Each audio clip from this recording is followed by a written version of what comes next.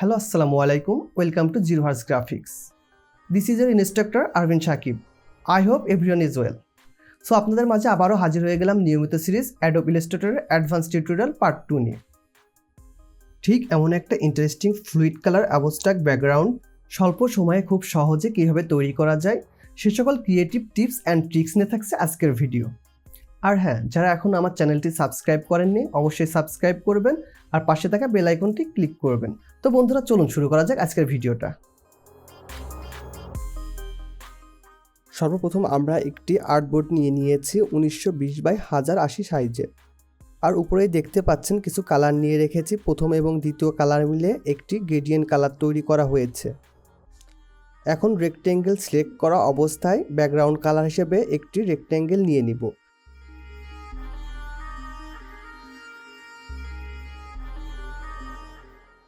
এবং I press করে eyedropper টুল নিয়ে উপর থেকে গ্রেডিয়েন্ট কালার সিলেক্ট করে নিব। কন্ট্রোল 2 প্রেস করে ব্যাকগ্রাউন্ড লক করে নিব যেন মুভমেন্ট করতে না পারে। দেন লাইন সেগমেন্ট টুল সিলেক্ট করা অবস্থায় মাউসের লেফট বাটন ক্লিক করে এখানে লেন্থ নামে যে অপশনটি দেখতে পাচ্ছেন সেখানে 100 দিয়ে দেব। দেন ওকে।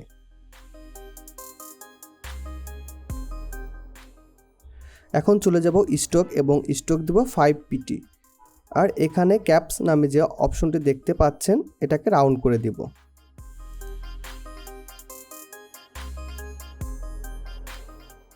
তারপর লাইনটাকে কালার দেওয়ার জন্য গ্রেডিয়েন্ট কালার সিলেক্ট করব। প্রথম অংশে ডাবল ক্লিক দিয়ে আইড্রপার সিলেক্ট করব এবং কালার হিসেবে পিঙ্ক কালার নিব। আবার সেমভাবে দ্বিতীয় অংশে ডাবল ক্লিক করে আইড্রপার নিয়ে ইয়েলো কালার সিলেক্ট করব।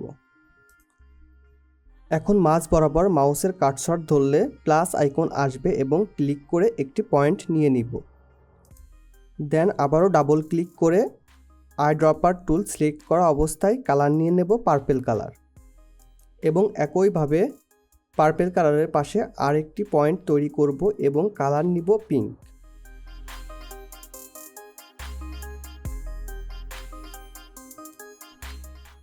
এখন নিচে লোকেশন নামে যে অপশনটি দেখতে পাচ্ছেন সেটাকে আমরা 52 করে দিব।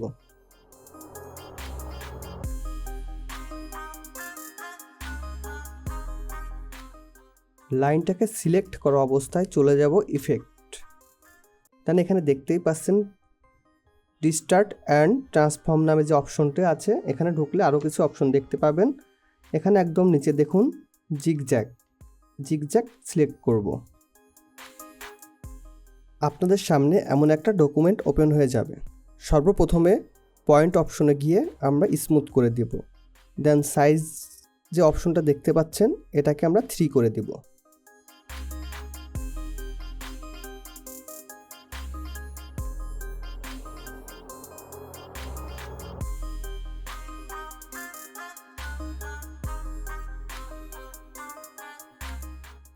আবারও লাইন সিলেক্ট করা অবস্থায় যাব effect, then distort and transform.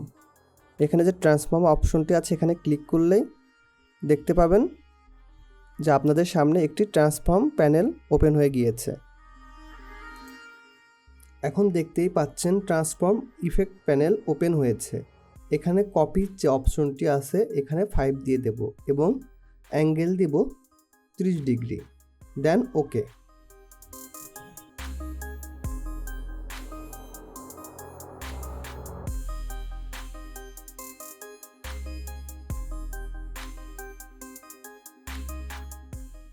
এখন সাবজেক্ট সিলেক্ট করা অবস্থায় অল্ট হোল্ড করে মাউসের লেফট বাটন প্রেস করে ড্র্যাগ করলে আরেকটি কপি পেয়ে যাব।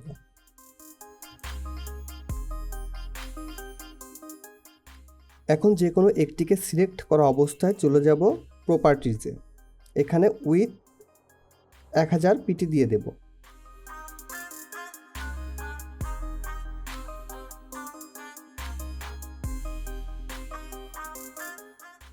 এখন দেখতেই পাচ্ছেন এটি বড় করার জন্য ছোটটির মতো স্মুথ আর নেই। এখন এটাকে রেশিও ঠিক করার জন্য আমরা চলে যাব সরাসরি অ্যাপারেন্সে। আপনি যদি অ্যাপারেন্স মেনু খুঁজে না পান তাহলে সরাসরি চলে যাবেন উইন্ডোতে গেলে অ্যাপারেন্স, দেন ক্লিক করলে চলে আসবে আপনার অ্যাপারেন্স মেনু।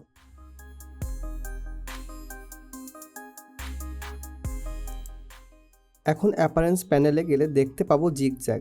জিগজ্যাগে ক্লিক করলে সাইজ যে অপশনটি আছে এটা 3 চেঞ্জ করে দিয়ে দেবো 50।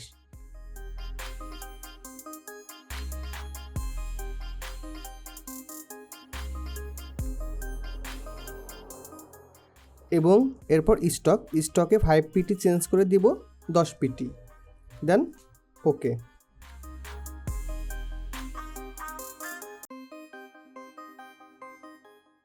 এখন এই দুটিকে সিলেক্ট করা অবস্থায় ব্লেন্ড টুল সিলেক্ট করব।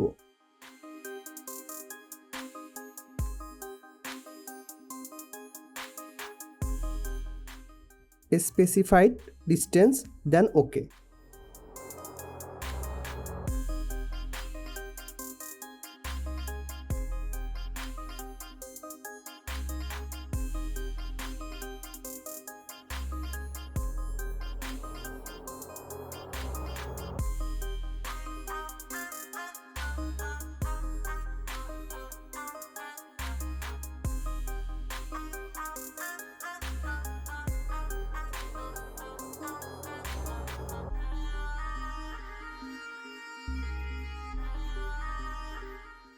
এখন কার্ভেজ টুল সিলেক্ট করা অবস্থায় একটি লাইন, কার্ভ টাইপের লাইন আর্ট করে নিব।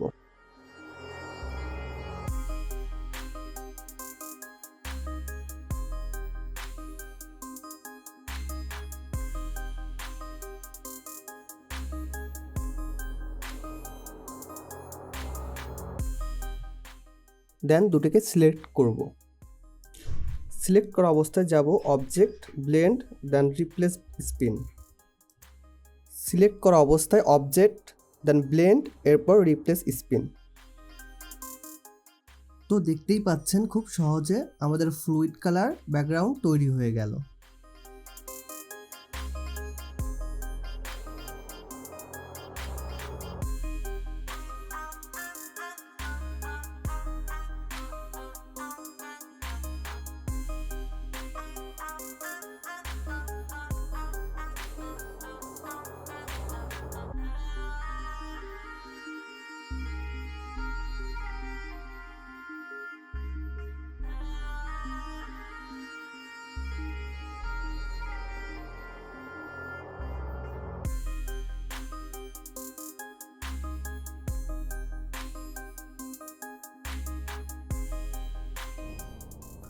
আশা করি সবার আজকের এই ভিডিওটা অনেক ভালো লেগেছে। আর যদি কারো কোনো প্রশ্ন থেকে থাকে অবশ্যই কমেন্ট বক্সে জানাবেন। এরকম সকল দুর্দান্ত ভিডিও পেতে অবশ্যই লাইক, কমেন্ট, শেয়ার দিয়ে পাশে থাকুন। সবাইকে ধন্যবাদ। আসসালামু আলাইকুম।